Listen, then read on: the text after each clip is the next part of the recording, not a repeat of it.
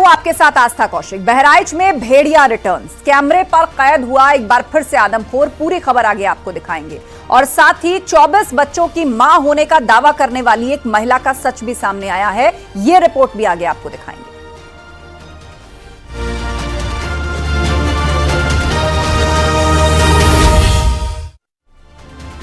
बहराइच में भेड़िए का आतंक लगातार जारी है। अभी भी लोग घरों से बाहर निकलने में खौफजदा हैं। इसी बीच कैमरे में एक भेड़िया नजर आया है और दावा यह किया जा रहा है कि यही वो छठा भेड़िया है जिसकी तलाश में वन विभाग ने दिन रात एक किया हुआ है।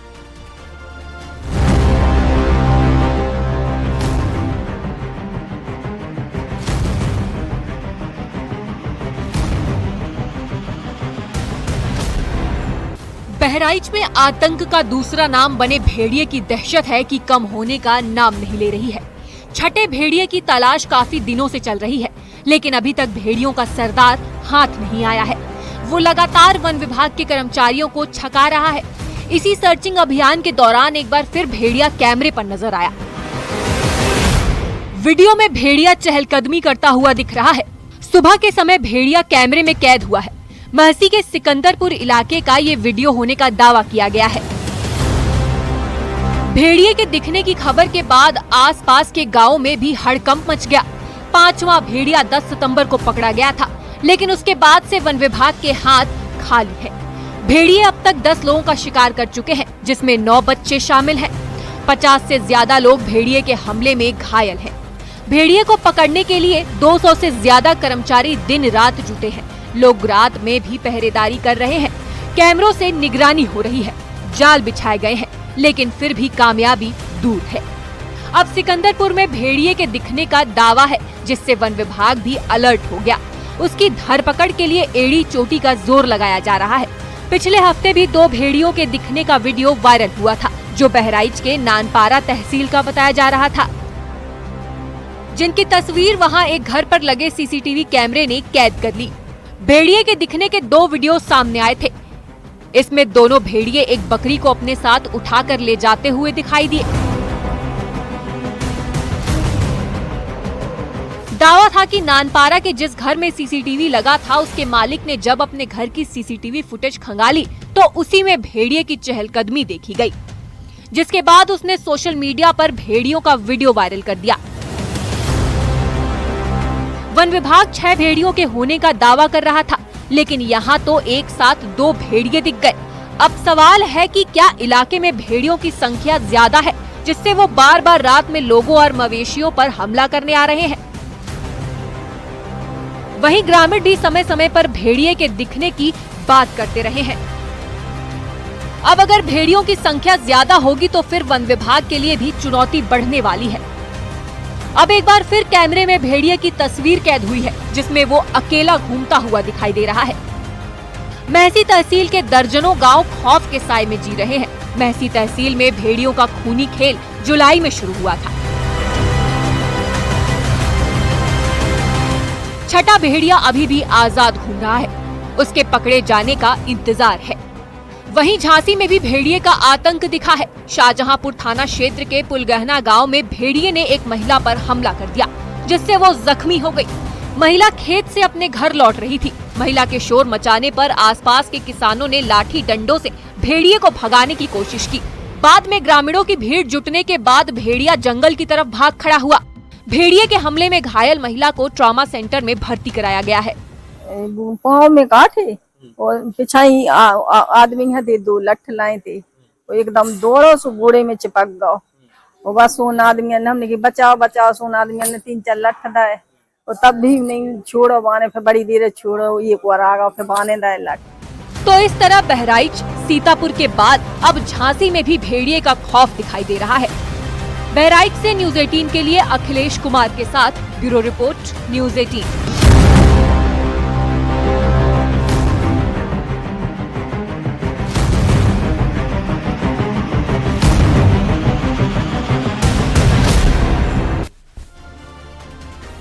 अंबेडकर नगर की रहने वाली एक महिला ने सोशल मीडिया पर दावा किया था कि उसके 24 बच्चे हैं, लेकिन अब उस दावे का सच बाहर आ चुका है। आपको दिखाते हैं।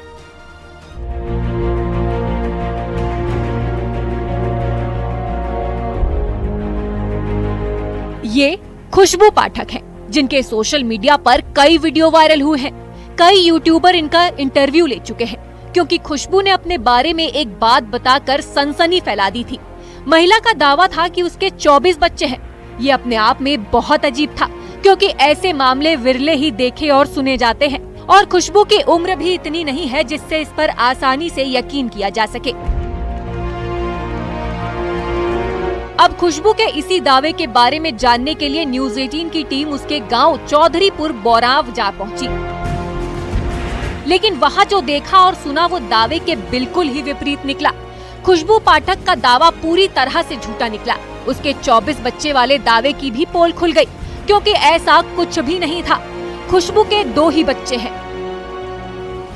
बच्चे कितने हैं? अब सच्चाई तो आप बता ही दीजिए, कितने बच्चे आपके? सर हमारे 2 बच्चे हैं। सरकार के नियम को हमने नहीं तोड़ा, हम तो हमारे 2 ही हैं। दर्जन में हमारे पेड़ पौधे हैं सर। दर्जन में आपके पेड़ पौधे। तो ये बताइए, जैसे आपसे कितने लोगों ने इंटरव्यू किया इस चीज को लेकर? लगभग 100 तक जी, 100। समझ लीजिए कि छपरा, पटना, बिहार, कहाँ कहाँ से सब लोग नहीं आए। जौनपुर हुआ, गोरखपुर हुआ, हमारे आजमगढ़ से कितने भाई आए। दोबारा पलट के कोई देखा भी नहीं कि खुशबू पाठक हैं कि नहीं है। कोई भी लाभ नहीं हुआ। खुशबू बताती हैं कि कोरोना काल के बाद उन्होंने सोशल मीडिया पर मशहूर होने के लिए 24 बच्चों वाली बात कही।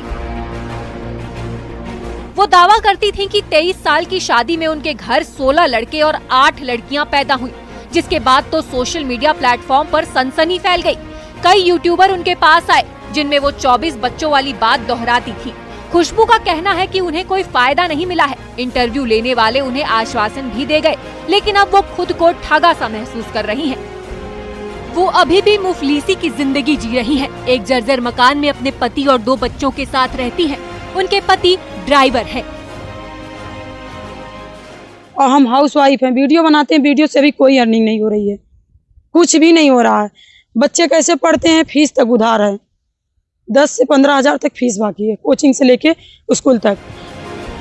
खुशबू का कहना है कि उनके वीडियो के व्यूज मिलियन में आए, लेकिन उनका खुद का चैनल वहीं का वहीं रह गया। उनका कहना है कि उन्होंने अब इंटरव्यू देना बंद कर दिया है। खुशबू ने सनसनीखेज दावा मशहूर होने के लिए किया, लेकिन अब उस दावे का सच सामने आ चुका है। अंबेडकर नगर से न्यूज़ 18 के लिए मनीष कुमार वर्मा की रिपोर्ट।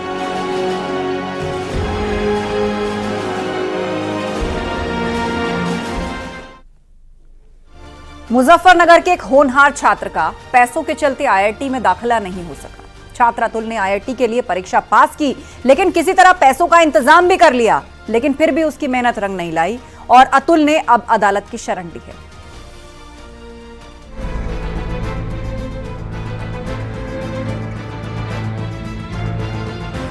इंजीनियर बनने की ख्वाहिश रखने वाले छात्र बड़े संस्थान में एडमिशन के लिए दिन रात एक कर देते हैं। देश में आईआईटी से पढ़ना हर छात्र का सपना होता है। कई छात्र तो अपनी मेहनत के दम पर अपनी मंजिल तक पहुंच भी जाते हैं, लेकिन कई छात्र ऐसे भी होते हैं जिनके रास्ते में गरीबी आ जाती है, जिससे उनका सपना पूरा होना मुश्किल हो जाता है। मुजफ्फरनगर से एक ऐसा ही मामला सामने आया। यहाँ रहने वाले अतुल कुमार नाम के छात्र ने देश की सबसे बड़ी इंजीनियरिंग परीक्षा पास कर ली। अतुल को आईआईटी धनबाद में इलेक्ट्रॉनिक इंजीनियर की सीट अलॉट हुई, लेकिन पैसों की दिक्कत दीवार बनकर खड़ी हो गई। पिता मेहनत मजदूरी करके किसी तरह परिवार का खर्च चलाते हैं। ऐसे में अतुल की फीस का इंतजाम करना ही भारी पड़ रहा था। अतुल मुजफ्फरनगर के टिटोरा गांव का रहने वाला है। अतुल ने बताया कि काउंसलिंग खत्म होने के बाद आईआईटी धनबाद में इलेक्ट्रिकल डिपार्टमेंट मिला था। अतुल कुमार ने जेईई एडवांस्ड परीक्षा पास कर ली थी। 24 जून को शाम 5 बजे से पहले फीस जमा करनी थी। फीस 17,500 रुपए भरनी थी। किसी तरह परिवार ने 4:45 पर पैसे का इंतजाम कर लिया, लेकिन कॉलेज का विंडो बंद हो गया। इसके चलते वो फीस नहीं जमा कर पाए और इस टेक्निकल गड़बड़ी की वजह से वो एक्सेप्टेंस फीस समय पर नहीं भर सका। उसका आईआईटी में एडमिशन लेने का सपना टूट रहा था। 15 मिनट की वजह से बाधा आ गई, जिसकी वजह से उसकी सीट रद्द कर दी गई। काउंसलिंग खत्म हुई तो आईआईटी धनबाद में इलेक्ट्रिकल अलॉट हुआ फर्स्ट राउंड में। तो उसमें 24 जून को 5 बजे से पहले फीस पे करनी थी, सीट एक्सेप्टेंस फीस, जो 17,500 रुपये थी। तो उसमें वो पे कर नहीं पाए, क्योंकि 4:45 तक हम फीस का इंतज़ाम कर पाए थे गांव वालों से लेके। और जब फीस इंतज़ाम हो गया तो उसके बाद जब वहाँ गए, यानी वो ऑनलाइन पोर्टल पे वो कर रहे थे, अपलोड करे डॉक्यूमेंट्स, और जो बैंक की डिटेल्स थी वे फिलअप करी। तो उस भरते हुए जो 4:56 PM पे ऑटोमेटिक लॉग आउट हो गया था अपने आप ही।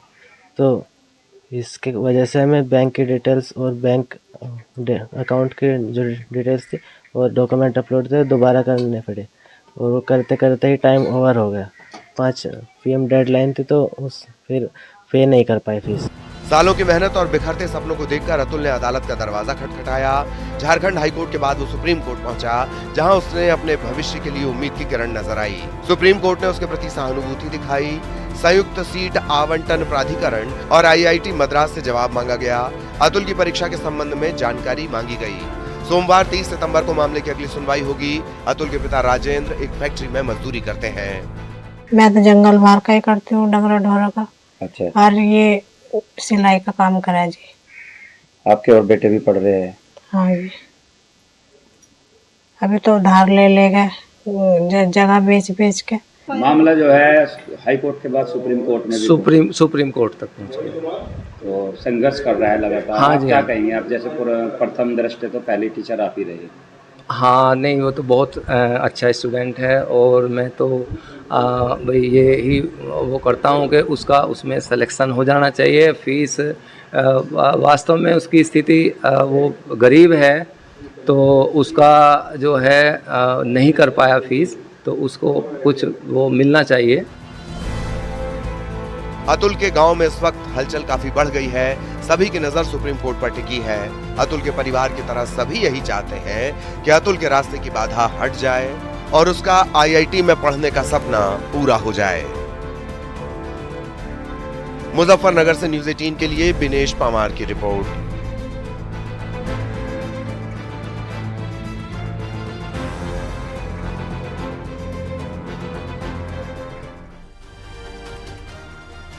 उत्तराखंड में बारिश एक बार फिर से आफत बन गई है। पहाड़ों पर कई जगहों पर भूस्खलन की घटनाएं हुई हैं, तो वहीं बद्रीनाथ धाम से भी एक घटना सामने आई। यहां मलेशिया से एक परिवार पहुंचा था और परिवार के एक सदस्य अलकनंदा नदी में बह गए। तो वहीं मुंबई में भारी बारिश के दौरान एक महिला की मेन हॉल में गिरने से जान चली गई।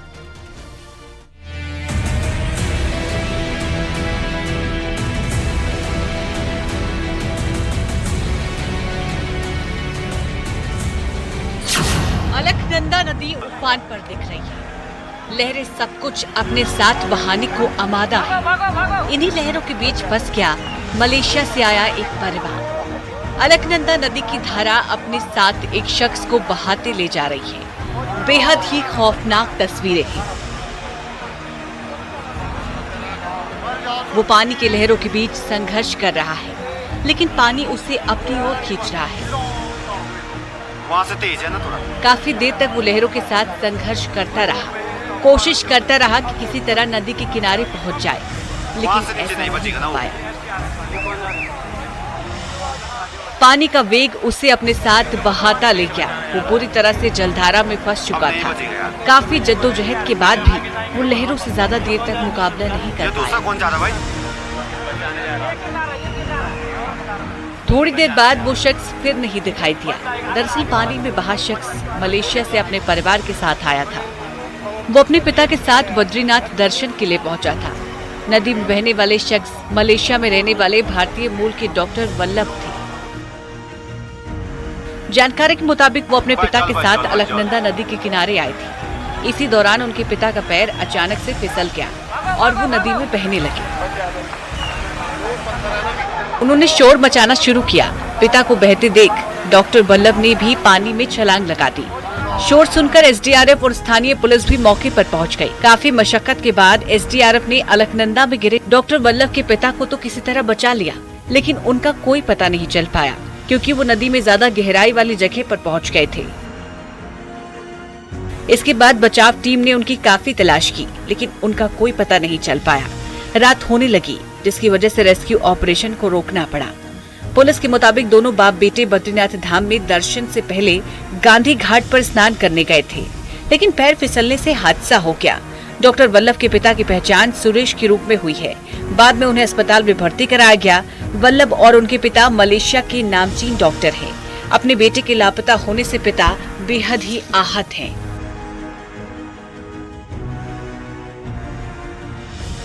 वहीं मुंबई में एक बार फिर बारिश ने हाहाकार मचा दिया।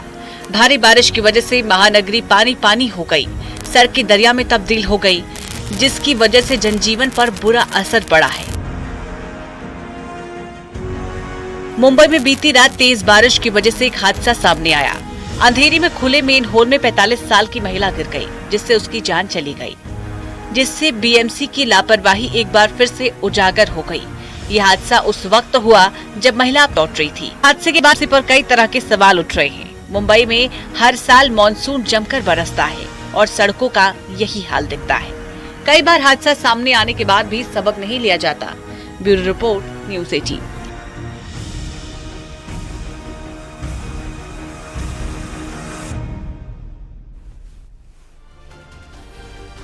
और वक्त एक ब्रेक का है, जल्द लौटेंगे कुछ और खबरों के साथ। पूर्व भारतीय क्रिकेटर सुनील गावस्कर ने अयोध्या पहुंचकर हनुमानगढ़ी और राम जन्मभूमि में दर्शन पूजन किए।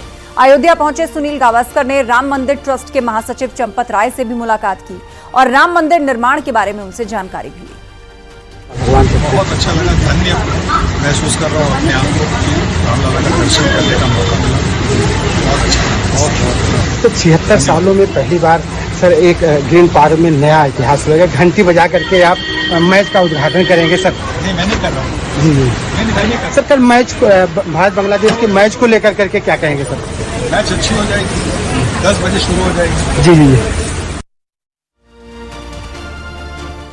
बांग्लादेश क्रिकेट टीम के स्टार ऑलराउंडर शाकिब अल हसन ने T20 से संन्यास की घोषणा की है। कानपुर में भारत के खिलाफ खेले जाने वाले दूसरे टेस्ट मैच से पहले यह फैसला लिया गया। शाकिब भारत के खिलाफ कल यानी 27 सितंबर से कानपुर में खेले जाने वाले दूसरे टेस्ट मैच में खेलेंगे और उसके बाद एक और सीरीज में वो बांग्लादेश के लिए टेस्ट क्रिकेट में खेलने वाले हैं और फिर वो रेड बॉल क्रिकेट से रिटायर हो जाएंगे। उन्होंने बताया कि मीरपुर में साउथ अफ्रीका के खिलाफ टेस्ट उनका आखिरी होगा। में नकली नोट मामले में गिरफ्तार किए गए एसपी नेता रफी खान उर्फ बबलू की मुश्किलें बढ़ गई हैं। रफी खान समेत 6 लोगों के खिलाफ एक और केस दर्ज किया गया है। कोर्ट के आदेश पर सेवरहरी थाने में यह मामला दर्ज हुआ है। गुंडागर्दी कर बांस काटकर उठा ले जाने का आरोप है। नकली नोट के गिरोह के साथ रफी खान 4 दिन पहले गिरफ्तार किया गया था। एसपी लोहिया वाहिनी का राष्ट्रीय सचिव है रफी खान उर्फ बबलू। गिरोह से 5,92,000 के नकली नोट बरामद हुए थे।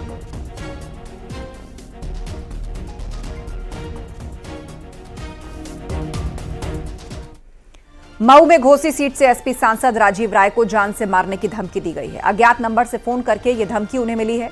शहर कोतवाली ने मामला दर्ज कर लिया है। पुलिस धमकी देने वाले की तलाश कर रही है।